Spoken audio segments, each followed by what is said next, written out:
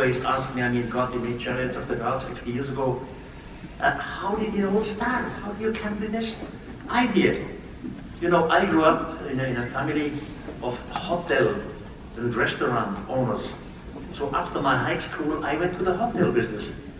I was a receptionist, I was a barkeeper, I was a waiter, I was in the kitchen, I was doing everything there. But all these years, since I was a student, I had this idea of the gods in my head. Why? Educated as a Catholic, I was for 6 years in a boarding school in Switzerland, led by Jesuits. Of course, I was a deep believer in God. By the way, I still am a believer in God. But when I was a 17-year-old boy, I said, God, whatever God is, has to have some qualities. For example, God makes no mistake. Or God does not need a vehicle in which to move around from point A to point B. God is all over. Or I said, God is out of time. The real God would never make some experience, and then he has to wait what the result is. He knows it, he's out of time. So I was in this boarding school for 6 years. We had to translate parts of the Bible, Latin, Greek, German. And then I realized that the God in the Bible did not have these qualities. The God in the Bible, he uses a vehicle in which to move around from point A to point B. Just read Moses or Ezekiel. The Lord comes down with fire on the mountain, with fire, smoke, trembling, noise, etc. The whole mountain was burning like a furnace, etc. So I simply had doubts in my own Catholic education. And I wanted to find out if other communities in antiquity have similar traditions as we have it in the Bible or in the Torah. And that was the beginning of Chariots of the Gods. Religious doubts. That's why I finally did. So the next question must be, where did they come from? Or you can speculate they were visited again from another solar system. Okay, where did the others come from? Again, they were influenced by another. You can play back the game for millions and millions of years. Finally, you arrive to a starting point where in all respect, with religions, you say, here is God. Here is the beginning. I never lost my God while dealing with ancient Israelites. One of the episodes that we're in the process of editing right now, that's going to be shown later this year, is a 2-hour special tribute to Erich and his story. I think we're calling it Chariots of the Gods. We've never called an episode that. And we bring Erich back to his boarding school, to the place where he first saw these apocryphal texts. Tell me the story of how you saw the books of Enoch. Also, I was in a Catholic boarding school, as I said, led by Jesuits. They were very open-minded, these Jesuits. And I had my doubts, and I was talking about my doubts to the professor in theology. I read Ezekiel, the book of Ezekiel in the Bible. And there I realized that the prophet is describing a God descending with smoke and fire and loud noise. Ezekiel is even describing the wheel. He's describing the wings. He's describing the legs. He compares the legs with metal, and so on. Of course, in my boarding school, we had discussions with the professors. And they said Ezekiel had a vision. He simply saw God sitting on his chariot somewhere in the clouds. And I said to the professor, I don't believe this. My God doesn't need a vehicle to sit somewhere in the cloud. My God is all over. Then the professor said to me, Erich, if you start thinking in this way, you should go to the library of the university. And my high school and the university library were linked together. It was just 50 meters. And the professor said, ask there for the book of Enoch. So it was the Catholic professor who told me, ask for the book of Enoch. As a 17-year man, a young man, I never hear the word, what the hell is Enoch? Then I slowly learned it. And Enoch really, he's absolutely sensational. In the meantime, I know the whole story of Enoch, of course, who he was, when he was writing that, how this book was founded in a convent in Ethiopia, and so on. And Enoch is sensational because he's the first one, before the Great Flood, who hands down his story in the first person, in the I form. He was an eyewitness. You know, when you read Moses, for example, story of the Great Flood, and he did, he here, he constructed, is a third person. Enoch writes in the first person, and I did, and I saw, and I hear. Now imagine 17-year-old Erich von Daniken, and there is a story where someone says, I was 12 years old. Enoch writes, I was 12 years old. And the whole community of the village wanted to go to sleep. And then we hear the noise in the sky. And we all looked to the sky. And we saw a fire coming down from the sky. We were all afraid. We all ran away, including Enoch. But then Enoch stood still and he was looking carefully. His curiosity was winning. Finally, two beings in glittering suits came close to the young man, 12-year-old Enoch. And then he said, I fell down on the ground. I smelled the humidity of the earth. Then somebody took him on his shoulder and put him on his feet. And Enoch says, there were two beings which I never saw on this planet. They looked like humans, but they were not humans because they had breathing instruments on their nose, something artificial to breathe. And now one of the two strangers says to Enoch, don't be afraid. Don't be afraid, human. We don't hurt you. Don't be afraid. Now here the critics always come up. Why should extraterrestrials speak Enoch's language? This is very easy. Imagine today our ethnologists. They go to the upper Amazon River, or they go to the upper Nile. They come together with so-called technological primitive tribes. These tribes have completely different languages than our ethnologists. But language was never an obstacle. They always solved the problem of language. Within a few months, we speak with them, with the natives. The same thing happened with extraterrestrials. They observed a certain group, and they learned the language. So I'm not astonished if one of the strangers speaks to Enoch in his own language. And then they say to him, if you wish, you can come with us, we teach you. And the rest is a long, long story. They took Enoch up over the planet. When he's up there, he says, I wish to fall down to the earth. I saw the round planet, and the sea looked like a small lake. And he comes to a spaceship. Of course, he has no word of spaceship. He doesn't know what a spaceship is. He says, there were gigantic crystals up there. Doors open, doors closed, etc., etc. Enoch finally learns the language of the extraterrestrial. He becomes like one of them. And finally, after many, many years, the extraterrestrials leave our planet, and they say to Enoch, you have become like one of us. If you wish, we take you with us. Now, Enoch in the Bible, before the Great Flood, is the seventh patriarch before the Great Flood, seventh patriarch after Adam, etc. And Enoch, according to the Bible, is the first human who left our planet in a fiery chariot. So that story fascinated me as a 17-year-old boy, and as I said, the continuation, you know it. The result now is 42 books on the subject, and okay.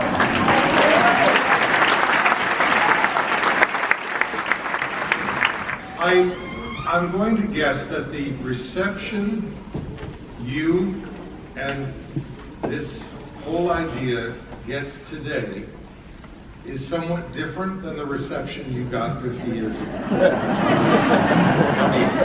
Tell me when, now keep in mind, his book came out, Chariots of the Gods, before the first landing on the moon. Yeah, it began in February 1968. It was on the market. I had the manuscript finished in 1966. At that time, I was the managing director of a first-class hotel in Switzerland. So I had a manuscript, and I sent it to 20 German publishers, and all 20 German publishers rejected it. They said, this is not scientific enough, this is not reasonable enough, this makes no sense, and so on. Finally, one German publisher had the courage to publish it, and it was on the German market in February 1968. Of course, it was immediately a bestseller, and of course, I was attacked from all over sides. I was crashed down practically by every community, by every newspaper. How can someone write such a rubbish? He will tell us that extraterrestrials were here. There are no extraterrestrials out there, and if they were, they would never visit us because the distances between the stars are too big. And even if we speculated they do exist and they could reach the distance, extraterrestrials would never look like us. They would never look like humans. Extraterrestrials may look like flying elephants or sleeping bushes or whatever. So all these attacks, I was completely crashed down. but I still was the manager of a first-class hotel.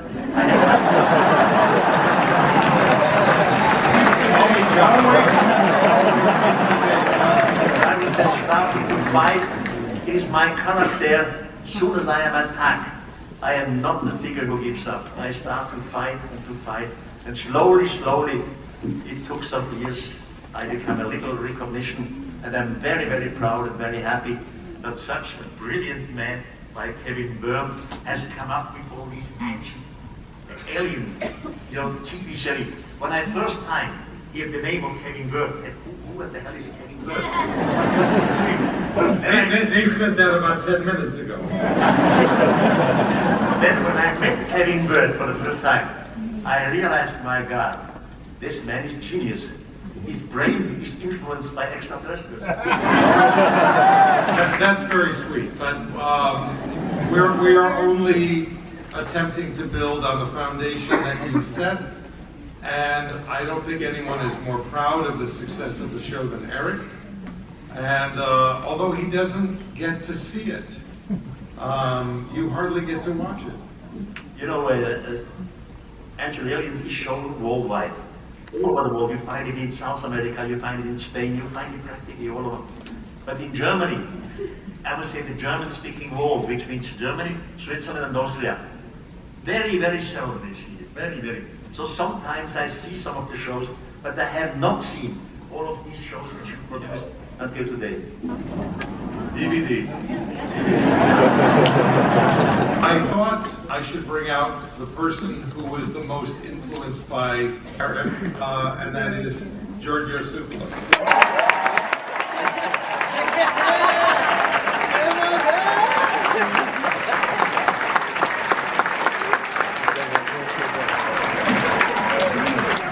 Now, one thing I thought was fascinating when I met Giorgio was that Giorgio was a pupil, a protege, an assistant. How did you two? What was your relationship? You tell the story. Basically, hello, by the way. This is absolutely tremendous. I think we have a full house. Yeah. Basically, I grew up in Switzerland, and when I was a young boy, I read Erich's books, and then I saw that in his lecture schedule he was giving a couple of lectures in Switzerland and a couple of lectures in Germany. I went to them. I was 15, 16 years old, and I started to hang out with his friends, and then he became my friend. And in 1998, or in 1996, 97 actually, the former Ancient Astronaut Society decided to stop publication with their magazine Ancient Skies. And Erich said, well, I will continue Ancient Skies in German with Legendary Times, with a new title. And I flat out went to Erich and I said, well, who will continue to do this in English? He says, I don't know. I said, well, I will do it. And within about 6 months, we decided that's a great plan. And the rest, as they say, is history. Woo! But I also have to say, in this entire time, Erich has, not only been a mentor of mine, but also one of my best friends. And he's one of the most generous and open-minded persons I've ever met in my life. And so I value our relationship very deeply. As you just explained, I know Giorgio since he was, 16-year-old young man. And he has developed as a brilliant personality. He knows so much, practically everything about ancient aliens. He knows all my books. He has a lot of information. What he does here in the United States, and what he does here with your Ancient Alien series, he presents it in a most honest and influencing and really intelligent way. That's why I'm proud of Giorgio. I'm happy that How do you interact over the last 10 years that we've been doing the show?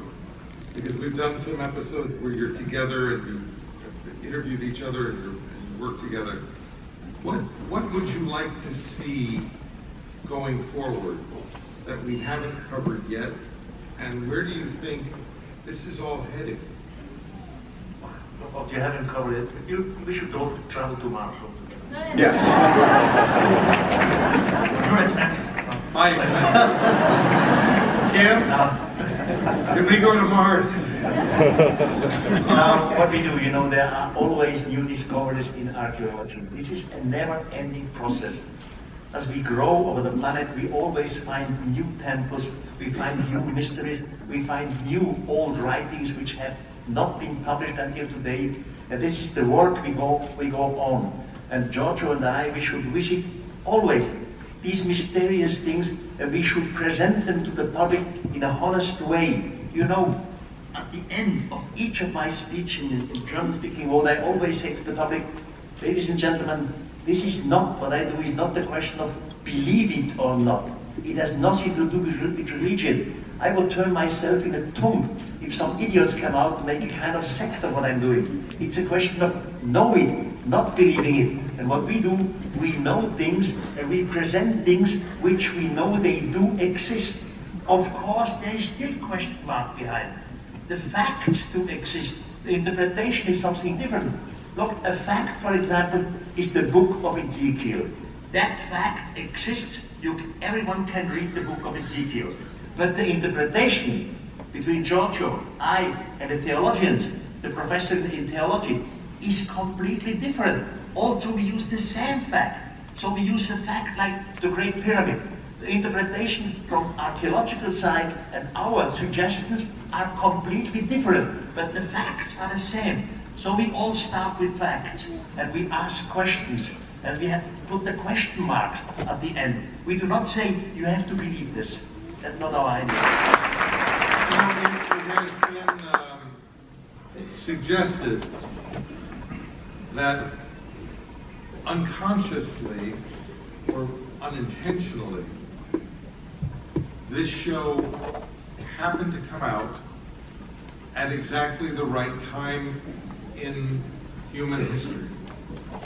That we're being, I'm not saying this is so much my theory, it's something that a lot of people have come up to me and said that we're being prepared for something, or our minds are being opened to accept something. And I never quite thought that was true until the last, I'd say 3 or 4 years, when all of a sudden the media has changed in terms of its openness to this idea. It used to be very hard for us to get academics and archaeologists and astrophysicists in the show. It's less hard now, especially since we're on the threshold of going to Mars.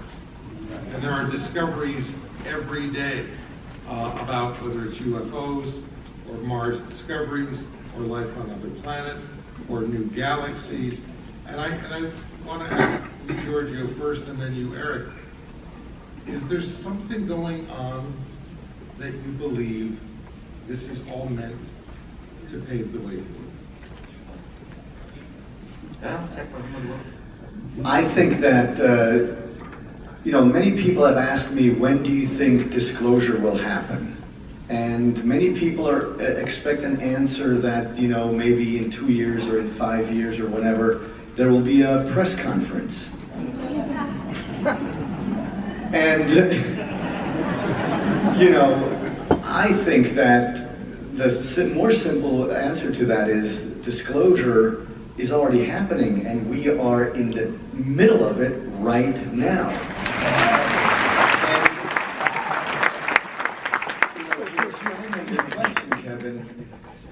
I am bold enough to say that the reason why things have changed in our favor over the past 3 or 4 years, especially in the United States, in reference to the extraterrestrial question, is due to the airing of Ancient Aliens. So we are have become part of the paradigm shift. A tree has its fruits, and when the fruits are ripe, then they fall. And this fruit is ripe because we all have it in us. Let me explain this shortly. I know, of course, that we are the product of evolution. we have our family tree and so on. But not only. Our evolution was always influenced by extraterrestrials. And what I say, you know, I can prove because of the ancient text. I know there was an extraterrestrial influence. So we are not only human by evolution process, we also all have extraterrestrial genes in us. This is what I think so. And if you have it in you, sometimes the fruits are ripe. It's opening. The fruits are falling from the tree. And this is the time which now it is ripe. Maybe some of you have sometimes the same feeling as I have. Sometimes I have the feeling, I'm not only human. I have some, homesick. You're homesick. Sometimes I'm homesick to some planet out there. Maybe we all feel we are parts of a bigger family, not only the human family. This is our family true, but not only. We are part of a bigger thing. That's my feeling, so the time is right. And another thing is, you know, in the past, we live in a society where everyone wants to be reasonable.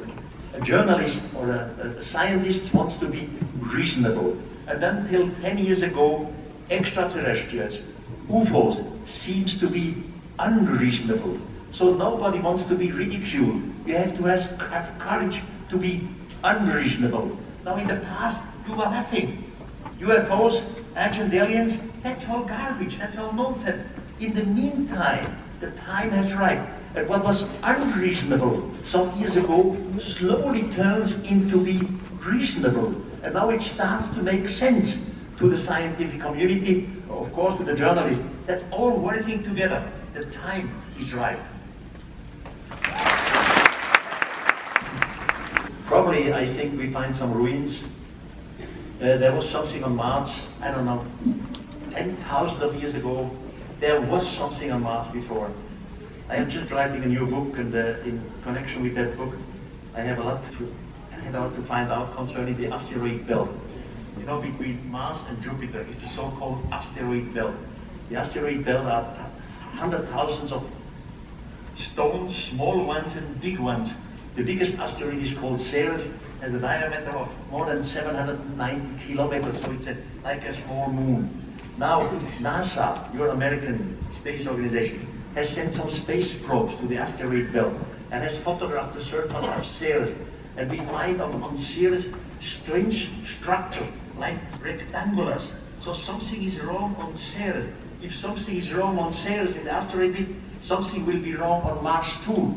Mars is bigger. And there was an exploded planet. Now I'm familiar with the mythologies of the world, the Hindu mythologies, and they know there was a war in heaven. There was a terrible war in the past. By the way, most of you are educated as Christians or as a Jewish community, and when you think war in heaven, this is nonsense. No. Don't forget, even in our religion, it starts with the war in heaven. Do you remember? When I was a boy, they teach me, Erich, when you live correctly, when you do not harm nobody, you do not kill nobody, you do not lie, once you die, you will go to heaven. Heaven is the place of absolute happiness, because in heaven you are united with the Almighty God. Later, as an adult, I learned, I'm sorry, in our heaven, Christian heaven, there was a war. One day, an archangel with the name of Lucifer came to the throne of the Almighty God and said, we do not serve you anymore. And then the Almighty God asked for the help of the Archangel Michael to throw Lucifer out of the heaven, and he became the devil. So if heaven would be the place of absolute happiness, because we are united with God, then there would be no war.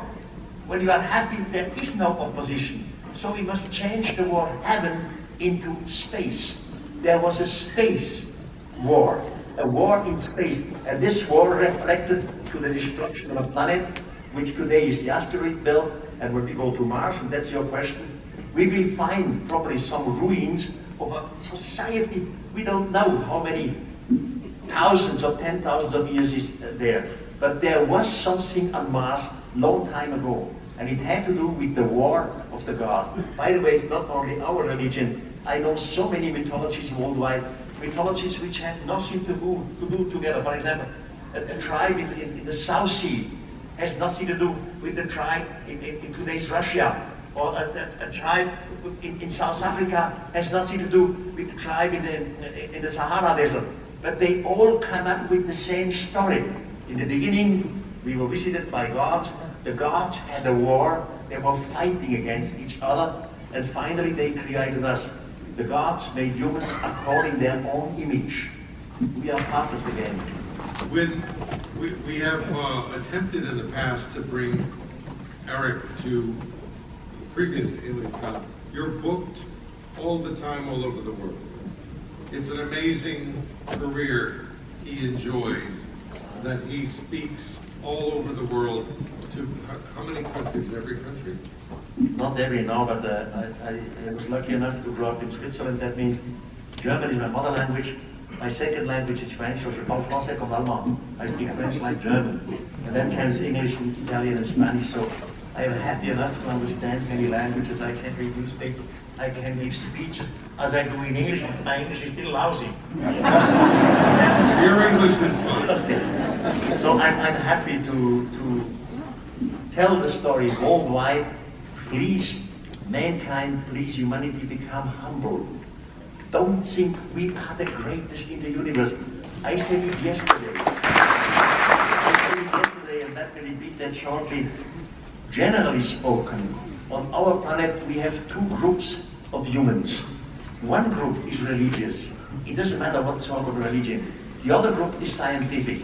Now the religious group, they believe that God made everything. He made the universe, the sun, the planets. He made the trees and the bushes and the fishes. But as crown of creation, God made us. The scientific group says, no, it is not that. It is all evolution. It is mutation and selection, but we are the top of evolution. Have you, ladies and gentlemen, ever remarked that in both cases, if we look at us from the religious side, crown of creation, or from the scientific side, top of evolution, in both cases we look at ourselves as the greatest. We are the greatest. We are really, look at us, we have a psychological problem. We don't want these extraterrestrials. So really we have to learn to become humble. We are one of the millions of intelligent forms of life out there, and it's much really time that we are prepared. There will be a contact sooner or later. And it makes sense, it is reasonable to go with this message to the public. It is much better than to be shocked when one day they just show up. Hello friends, here we are. That's what we do. We prevent the shock of the gods. Is that another book title? No. How has your theory, your research, your findings been misapplied? What do you feel has been wrongly said about your work or interpreted wrongly? Well, there was so much rubbish told against me and against my book. I really don't know that. My first title was Chariots of the Gods. About 2-3 years later, an anti-book came on the market. Here in the United States, it was called Crash of the Chariots. And the author was a so-called Professor Dr. Clifford Wilson. And they read in the newspapers, this Professor Dr. Clifford Wilson is a professor in archaeology. He crashed me down practically on everything. What I said is nonsense, that I was just copying other authors, and so on. I asked my publisher then at that time in the 70s, who is this Professor Dr. Clifford Wilson? What archaeologist is he? In what high school, what university is he professor? They could not find out. Years later, I was in Australia. We were on a talk show, on a television show, and next to me was this professor. He was a very well-educated man. And after the show, we had a glass of wine, and I said, dear professor, what kind of archaeologist are you? I mean, are you specialized in Egyptology or in Central American archaeology? He said, Erich, I am not an archaeologist, I'm a minister.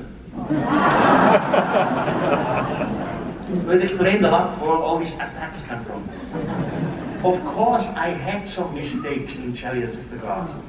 When you are a young man, you are not perfect. You believe everything. You are enthusiastic.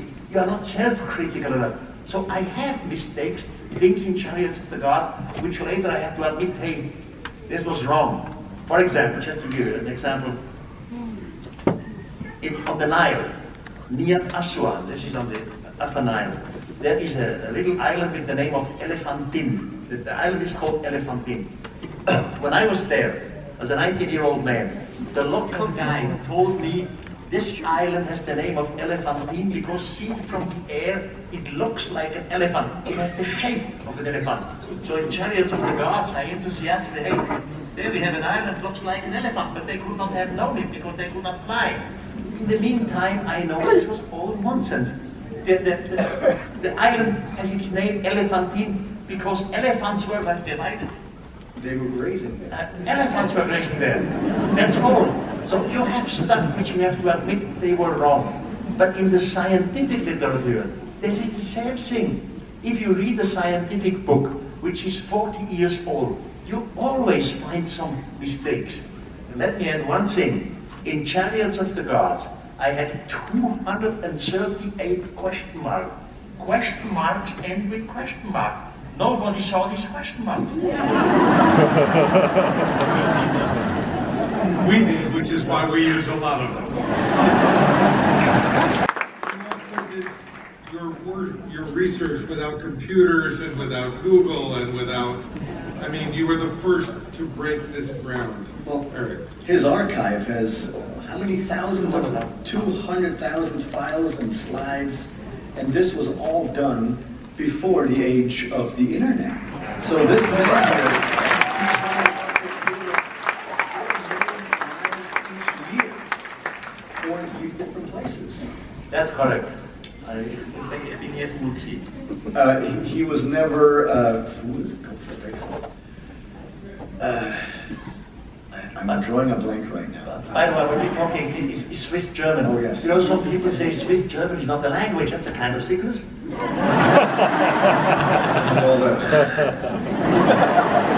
He was never tired, but fool means Lazy. Yes, he was never lazy. That's it. See, now he's telling me what it is. I love it. It is very interesting, given this man's energy, that he was struggling to find the word for lazy. Yes, still today, I never can make holiday. I'm married.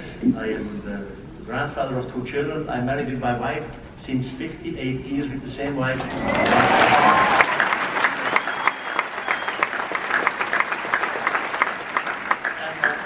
I don't make holidays. I go to my office every Saturday, every Sunday. I don't know what to do at all. In my office I have my books, I have my archives, I can work. Doing nothing makes me sick.